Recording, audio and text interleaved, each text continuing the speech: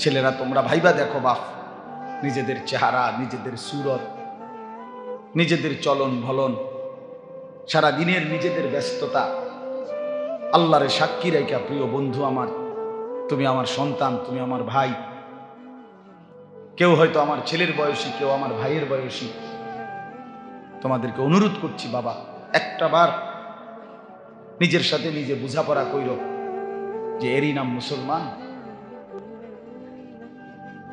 তুমি মুসলমানেরই সন্তান, যে 5 ওয়াক্ত নামাজ, এক বেলা নামাজও যার পড়তে মন চায় না, তুমি মুসলমানেরই সন্তান। সকাল থেকে নিয়ে রাত 12টা, 1টা, 2টা পর্যন্ত সারাটা দিন তুমি মোবাইল নিয়েই ব্যস্ত, নারী, ছবি, নাচ, গান, অশ্লীল দৃশ্য, বেহায়াপনা, এরই নাম মুসলমানের সন্তান। চেহারা, মাথার চুল থেকে পায়ের নখ পর্যন্ত কোনো কিছুতেই ইসলামের কোনো চিহ্ন নাই, এরই নাম মুসলমানের সন্তান। মুসলমান এমনই হওয়ার কথা ছিল। রাসূলুল্লাহ সাল্লাল্লাহু আলাইহি ওয়াসাল্লামের 23 বছরের মেহনত এজন্যই ছিল। বলে কি হবে সেদিন? আমি বলি বাপ, প্রিয় নবী সাল্লাল্লাহু আলাইহি ওয়াসাল্লাম হাসরের ময়দানে প্রত্যেকের আমলনামা, এই উম্মতের সকলের আমলনামা নবীজি দেখবেন।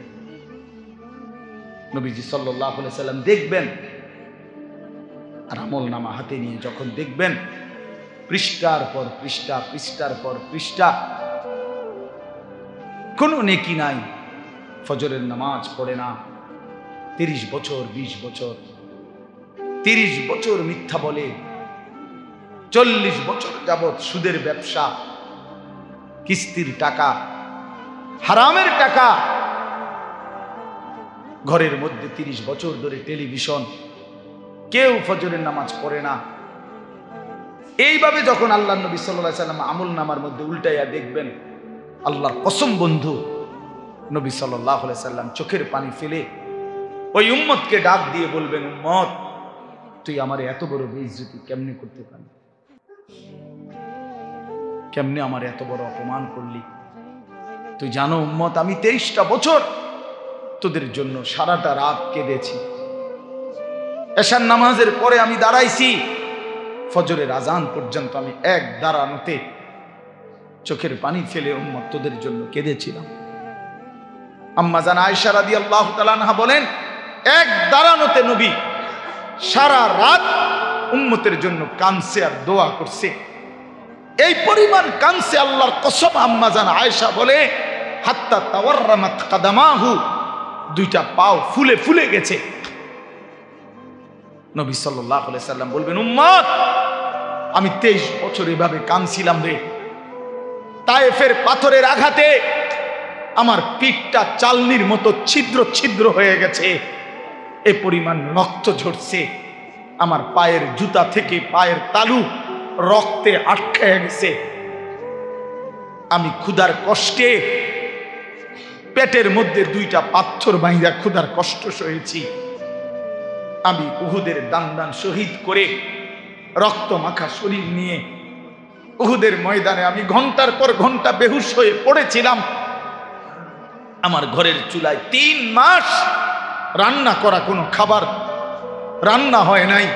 আম্মা জান আয়েশা রাদিয়াল্লাহু তাআলা আনহা কসম করে বলছে, এই উম্মত, নবীর বংশে আমরা, নবীর ঘরে আমরা 9 জন বিবি, রাআইনা হিলালান সুম্মা হিলালান সুম্মা হিলালান, এক চাঁদ দেখছি ডুবছে, আরেক চাঁদ, আরেক চাঁদ, এভাবে 3 মাস গেছে। মা আওকাদাত ফি আবিয়াতে রাসূলিল্লাহ নারুন, রাসূলের কোন বিবির ঘরে আগুন জ্বলে নাই, রান্না করা কোনো খাবার খান নাই। এইভাবে উম্মত আমি না খেয়ে না দিয়ে কত রক্ত ঝরাইলাম, কত চোখের পানি ফেললাম, বিনিময়ে এটা কি আনলি? বিনিময়ে কি আমলনামা দেখাইলা? হাই উম্মত, এতদিন আখিরি নবী, শ্রেষ্ঠ নবীর উম্মত এতদিন নামাজ পড়ে না। সর্বশ্রেষ্ঠ নবীর উম্মত এতদিন মিথ্যা বলে। সর্বশ্রেষ্ঠ নবীর উম্মত এভাবে সুদ খায়। হায় উম্মত, আমি এটা নিয়ে আমার মালিকের সামনে কেমনে দাঁড়াবো? সুপারিশের জন্য কি বলবো, কেমনে বলবো? প্রিয় ভাই আমার, রাসূলুল্লাহ সাল্লাল্লাহু আলাইহি সাল্লামের ভালোবাসা তো সবার কাছে আছে, সবাই তো আমরা দাবি করি। ভালোবাসা নিয়ে কত ধাক্কাধাক্কি, ভালোবাসা নিয়ে কত ফতুয়াবাজি, নবীর মোহাব্বত, নবীর ইশক, নবীর ভালোবাসা, এই নিয়ে কত ঠেলাঠেলি। তো প্রত্যেকের ভিতরেই তো ভালোবাসার দাবি আছে। ভালোবাসার সেই দাবিতে রাসূলুল্লাহ সাল্লাল্লাহু আলাইহি ওয়াসাল্লাম তিনি যদি লজ্জা পান হাসরের ময়দানে, তো কি হবে আমাদের পরিণতি? ফাকাইফা ইযা জি'না মিন কুল্লি উম্মাতিন বিশাহীদ ওয়া জি'না বিকা আলা হাউলা'i শাহীদা। সূরা নিসার আয়াত এটা। এই আয়াতের তাফসীরের মধ্যে আছে আল্লাহ তাআলা হাসরের ময়দানে নবীজির সামনে, এই আয়াতের একটা তাফসীর এটা যে নবীজির সামনে উম্মতের আমলনামা খুলে দেখাবে। নবী সাল্লাল্লাহু আলাইহি সাল্লাম, আমরা নিজে হাদিসে পড়ছি, রিয়াজুস সালিহিন কিতাবে আমি নিজে পড়ছি, হযরত আব্দুল্লাহ ইবনে মাসউদ রাদিয়াল্লাহু তাআলা আনহু একদিন এই আয়াত নবীজির সামনে যখন পড়তেছিলেন, নবীজি এই আয়াত শুনেই বললেন, হাসবুকাল আন, আব্দুল্লাহ থামো, আর আগায়ও না। হযরত আব্দুল্লাহ ইবনে মাসউদ বলেন, নবীজি এই কথা বলাতে আমি থেমে গেলাম। ফালতাফাত্তু, আমি নবীজির দিকে চোখ তুলে তাকাইলাম, তাকাইয়া দেখলাম ফাইদা আইনাহু তাদরিফান, আল্লাহর নবী সাল্লাল্লাহু আলাইহি সাল্লামের দুই চোখ দিয়ে অঝরে পানি ঝরছে। মুহাদ্দিসিন কেরাম বলে, কেন পানি ঝরতেছিল? এই আয়াত শুনে নবীজি কাঁদে উঠলেন কেন? এই আয়াত শুনে নবীজি থামে গেলেন কেন? ওনারে আর সামনে করতে দেয় নাই, কেন বললেন? মুহাদ্দিসিন কেরাম, উলামায়ে কেরাম ব্যাখ্যার মধ্যে লিখছেন, ওই যে কথাইটা নবীজিকে যে আল্লাহ বলছে, বন্ধু আপনার উম্মতের আমলনামা আমি দেখাবো, আপনার সামনে খুলবো।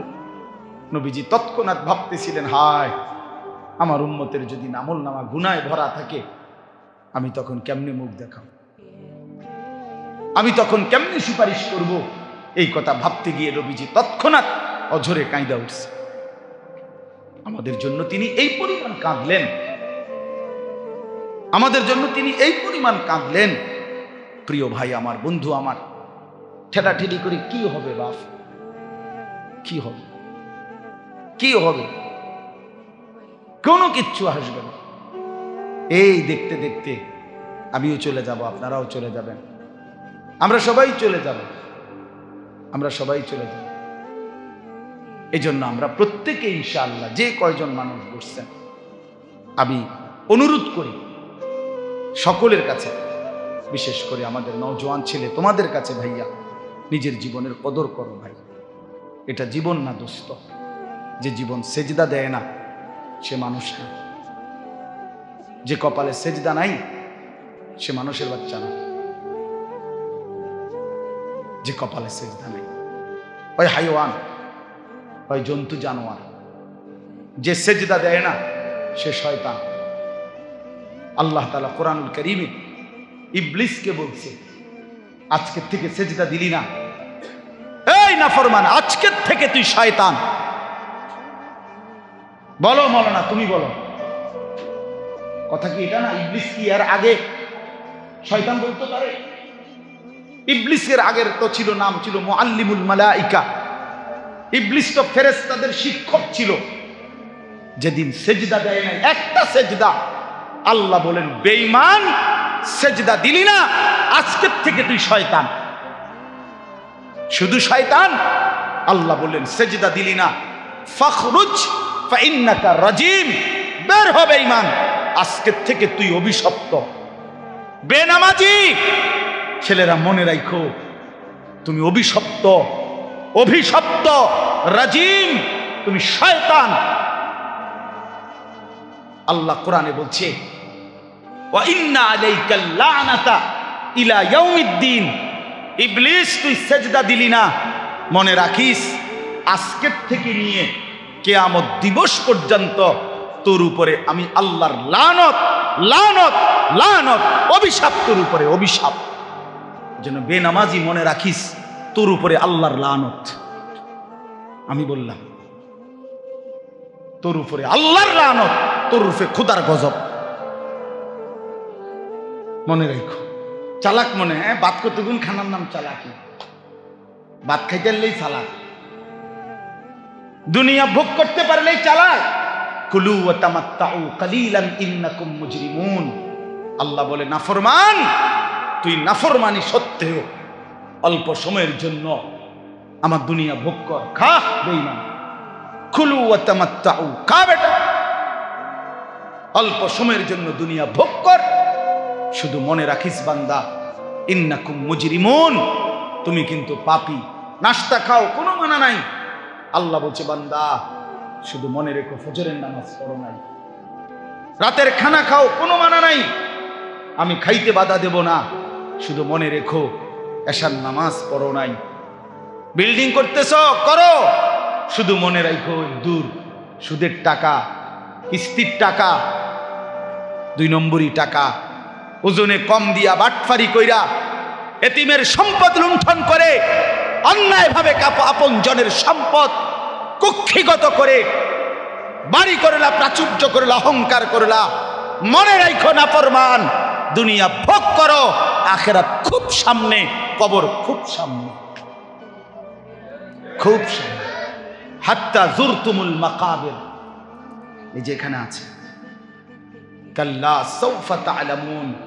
আল্লাহ বলেন অল্প সময়ের ব্যবধানে নাফরমান, কবরের তোরে বুঝায় দেব আমি মাওলার শাস্তি কি জিনিস, আমার অবাধ্যতার শাস্তি কি জিনিস, আমি বুঝায়। খাও, ছেলে পেলে তোমরা মনে করছো মোবাইল টিপতেছ, নারী দেখতেছ, বাপ কিছু বলে না, মা কিছু বলে না, সমাজের কেউ কিছু বলে না। মূল বিষয় হলো এটা, ছেলে পেলে আজকে মনে করতেছে আমি মুক্ত, আমি আজাদ, আমি স্বাধীন, আমার কোনো মা নাই, আমার কোনো বাপ নাই, আমার কোনো অভিভাবক নাই, আমারে ডাক দেওয়ার কেউ নাই, আমারে মানা করার কেউ নাই, আমারে বুকে জড়াইয়া ফিরাইবার কেউ নাই, আমারে আল্লাহর সাথে সম্পর্কিত করার কেউ নাই। আমি আর আমার মোবাইল, আমার নারী, আমার নর্তকী, আমার জিনার দৃশ্য, বেবিচারের দৃশ্য, উলঙ্গ দৃশ্য, আমার অসৎ বন্ধুর আড্ডা, মোটর সাইকেলের ঘোরাফেরা। হায়, এটা তোর এই কারণে হয়েছে, কেউ তোরে ডাকে না, কেউ তোরে বাধা দেয় না। মূল কারণ বাবা, আমি বললাম যার মা তারে ডাকে না, যার বাবা তারে ডাকে না, যার অভিভাবক কাউরে ডাকে না, এত গুনাহ, এত নাফরমানি, এত মিথ্যা, এত নাচ, এত উলঙ্গ ছবি দেখার পরেও তোমারে কেউ বাধা দেয় না। কারণটা কি? তোর উপরে আল্লাহর লানত পড়ছে, খোদার গজব পড়ছে, এই জন্য তোরে আর কোনো মাখলুক দেখে না। যার উপরে খোদার গজব পড়ে তারে আর কোনো মাখলুক ডাকে না। আমারে ডাকছে,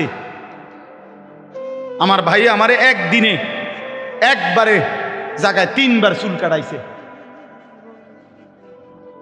আমার দিকে আমার ভাই নজর রাখছে, আমি একবারে শুধু 19-20 হয়েছে চুলে, 3 বার চুল কাটাইছে। হ্যাঁ, আমি জীবনের প্রথম যখন চাকরি নিছি এই সোনাকান্দায়, প্রথম বেতন দিয়া এখান থেকে একটা টুপি কিনছিলাম, এরকম সাদার মধ্যে ছোট্ট ছোট্ট লাল লাল একটা ফুলের মতো, চারিদিকে 4টা ফুল আছিল, এই আর কিচ্ছু না, সাদা টুপি। আমার জীবনের বেতনের তখন টাকা পাইছিলাম। বাসায় গেছি বৃহস্পতিবার দিন, আব্বা দেখছে শুধু একটা নজর। আব্বা দেখে বলছে আমার মা রে, হেতের যে চাকরি হয়েছে বুঝুনি, হেতের যে বেতন হয়েছে এটা বুঝুনি তুমি? মায় কয় মানে? টুপি দেখছো না, বুঝেন নাই? ওই যে টুপি দেখলা না, মানে ওই যে ফুলওয়ালা, এটা হারাম না, কথা বোঝেন নাই? রঙিন টুপি পরা কি হারাম? না, হারাম না, কিন্তু ওই বাবা তো জীবনে কোনোদিন কি করে নাই, সাদা টুপি ছাড়া পড়ে নাই, এই জন্য আব্বা এটা পছন্দ করে নাই। মা আমারে বলছে আলাদা, ফুত তোর আব্বা তোর টুপিটা পছন্দ করে নাই, এটার মধ্যে লাল লাল ফুল আইলো কেন? এই যে রেখে দিছি, আর কোনোদিন পড়িনি। বাবা নজর রাখছে, মা নজর রাখছে, বাপ বড় ভাই নজর রাখছে। বিনিময়ে আল্লাহ তাআলা কোরআনের সামান্য কিছু হলেও কোরআন তিলাওয়াত করার দৌলতটুকু দান করছে। কেন তোমারে ডাকে না? 365 দিনে তুমি কোনোদিন ফজরের নামাজ পড়ো না, অথচ তোমার নিয়ে কারো কোনো মাথা ব্যথা নাই। তুমি এত অভিশপ্ত হইলা কেমনে ভাই? তোমার উপরে এত বড় গজব কেমনে পড়লো? 30 বছর ধরে লোকটা মিছা কথা কয়, কেউ তারে কোনো দিন ফিরাইবার জন্য চায় না। আহা, তার এই পরিণতি হলো কেন? বলে দেখেন, ভেবে দেখেন। এই জন্য হাদিসের মধ্যে আছে, আল্লাহ তাআলা যখন কাউকে ভালোবাসে তো গোটা সৃষ্টি তাকে ভালোবাসে। আল্লাহর নজর থেকে যখন কেউ সরে যায়, গোটা মখলুক তাকে ঘৃণা করে। গোটা মখলুক তাকে ঘৃণা করে। এই জন্য আমি অনুরোধ করলাম, প্রিয় ভাই আমার, নিজের কদর করো, নিজের কদর করো, জিন্দেগির কদর করো, জীবনের কদর করো। বলো ইনশাআল্লাহ। ছেলেরা বলো ইনশাআল্লাহ। হ্যাঁ, হালালের উপরে উঠো, আখলাক ঠিক রাখো ভাইয়া। নারীর ফান্দে পইরো না, অশ্লীলতার ফান্দে পইরো না ভাইয়া। যে চাহিদা আল্লাহ দিছে, সে চাহিদা পূরণের ব্যবস্থাও আল্লাহ রাখছে। তৃষ্ণা আল্লাহ দিছেন তো পানি আল্লাহই দিছেন। খাবারের ভোগ আল্লাহ দিছেন তো খাবারের ব্যবস্থা আল্লাহই করছেন। তাইলে যে মালিক তৃষ্ণা দিলেন তিনি পানিও দিছেন। যিনি খাবারের ভোগ ক্ষুধার্ত এটা যিনি বানাইলেন তিনি খাবারও দিয়েছেন। অতএব লজ্জাস্থানের চাহিদা, শাহওয়াত, যৌন চাহিদা এটা যিনি দিয়েছেন তিনি হালাল স্ত্রী, বৈধ স্ত্রীও সৃষ্টি করে রেখেছেন। মিলেই যাবে, একটু সময় পরে মিলেই যাবে। নিজের থেকে কুত্তার মতো না হওয়া, বেবিচারী কুকুরের মতো নারীর পিছনে যে ঘুরে, হারাম নারীর পিছনে, সে তার জিন্দিগি কুকুরের মতো, কুকুরের মতো পিছনে হাঁটে। তার কোনো হায়া নাই, লজ্জা নাই, আত্মমর্যাদা নাই, গায়রত নাই। একটা বেড়ই তৈয়া বেডির পিছনে জিন্দিগি শেষ করে দিছে। তুই কিসের বেড়ই বেড়া? তুই প্লাস্টিক বেড়া, তুই কিসের বেড়ই বেড়া? আকামলা কোথাকার, জিন্দিগি পুরাটা বেডির কাছে তুলে দিছে। সারাদিন নারী, সারাদিন ছবি, সারাদিন নারী নিয়ে কল্পনা। এটা কি ধরনের জিন্দিগি? এই অপদার্থ তো মরে যাওয়া ভালো। তো ফালতু জীবন। আমরা কি শুধুই কেবল নারীর জন্য সৃষ্টি হয়েছি? বলেন কিরে ভাইয়া, বলো তোমরা, একটা ছেলে বলো। পৃথিবীতে আল্লাহ তাআলা আমাদেরকে বেডিতে লেগে বানাইছে হুদা। তো সারাদিন এটা কি জীবন? এ কি জিন্দিগি ভাইয়া? আহা, এজন্য আল্লাহ তাআলা বলতেছেন, এবার শুনেন, তর্জমা বলি। মাইক ঠিক হইতে হইতে ইনশাআল্লাহ মুনাজাত হয়ে যাবে। আল্লাহ তৌফিক দান করেন। মৌলানা মুতালেব হোসেন সালেহি দোস্ত সুন্দর করে বয়ান করছে সুবিধা মতো। এইটাই আলহামদুলিল্লাহ। সব বেশে আমার সময় কোনো অসুবিধা নেই, আলহামদুলিল্লাহ। এটা ওর ষড়যন্ত্র হইতে পারে। এই যে একটু আগে সে আমার অনেকই মহব্বতের দোস্ত। আমি ব্যক্তিগতভাবে 8 বছর 9 বছর এগুলো কোনোটাই আমি ভাবি না। আমি ভাবি আজীবন আমি সে বন্ধুই ছিলাম, মাঝখান দিয়েও বন্ধু ছিলাম, এখনো বন্ধুই আছে। আল্লাহ যেন আমাদের সবাইকে আল্লাহর জন্য মিলে থাকার তৌফিক দান করে। আপনারা বলেন, আপনাদের এলাকা আজ কত বছর ধরে আসছে? কত বছর থেকে? জিন্দিগির কমপক্ষে 20-21 বছর হবে। এই মানুষগুলো আমার পরিচিত মানুষ।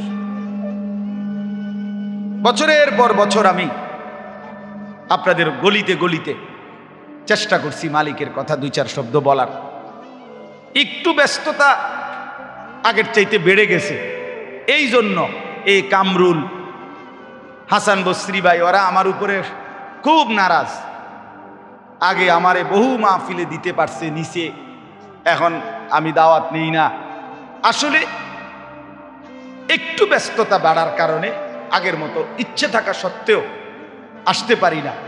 কিন্তু বিশ্বাস করেন, বিশেষভাবে মুরাদনগরের প্রতিটা মানুষের সাথে, মুরাদনগর উপজেলার সাথে আমার জিন্দিগির পুরাটা কর্মজীবনের সম্পর্ক। এই জন্য আমারে তো হুজুরে আপনাদের কাছে আমি বহুদিন বলছি, আপনাদের মনে আছে কিনা, আমার শায়েখ আল্লামা মুফতি মুশতাকুন নবী কাসিমি হুজুর আমারে বহুদিন বলছে, মৌলানা আপনারে মুরাদনগরের লেগে দিয়ে লাইলাম। অনেক দিন বলছে কথাটা। আগে তো এমন ছিল যে যখনই জিগাইতো মাহফিল কই আইসগা মুরাদনগর, একদিন এই জন্য বলছে কয় দিলাম, যান আপনারে মুরাদনগরের লেগে দিয়ে দিলাম। এই জন্য আলহামদুলিল্লাহ আমরা আপনাদেরকে মহব্বত করি।